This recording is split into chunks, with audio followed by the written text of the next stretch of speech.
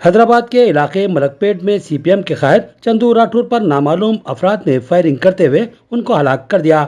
قتل کی وجوہات یا حملہ آوروں کے تعلق سے ابھی تک کوئی اطلاع منظر عام پر نہیں آئی۔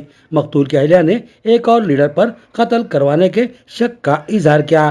اس سلسلے میں پولیس مصروف تحقیقات ہے۔ بتایا گیا ہے کہ یہ واردات صبح کی اولین ساعتوں میں پیش آئی ہے، جبکہ مقتول واکنگ کے لیے پارک میں پہنچا تھا۔ نامعلوم افراد نے پہلے اس کی آنکھوں میں مرچ پاؤڈر چھڑکا اور پھر پیدل پہ کئی فائر کرنے کی اطلاع ملی ہے۔ چندو راٹھور اس حملے کے بعد برسر موقع ہی ہلاک ہو گیا۔ فائرنگ کی آواز سے پارک میں موجود لوگوں میں خوف و ہراس پھیل گیا اور افراتفری کے عالم میں حملہ آوروں کو آسانی سے فرار ہونے کا موقع مل گیا۔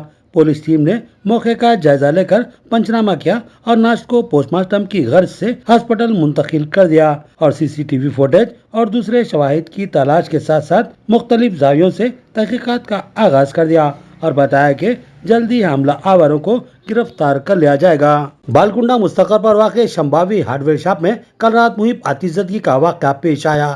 یہ آگ کس طرح لگی اس کی کوئی اطلاع ابھی نہیں ملی، لیکن قیاس کیا جا رہا ہے کہ یہ آگ الیکٹرک شارٹ سرکٹ کا نتیجہ ہو سکتا ہے یا پھر اس کی کوئی دوسری وجہ بھی ہو سکتی ہے۔ اس سلسلے میں پولیس تحقیقات میں مصروف ہے۔ اطلاع کے مطابق اس آتش زدگی میں دکان میں موجود اے سی، کمپیوٹر سسٹم، 2 ٹی وی کے علاوہ ایک لیپ ٹاپ اور دیگر کئی قیمتی اشیاء جل کر خاکستر ہو گئیں۔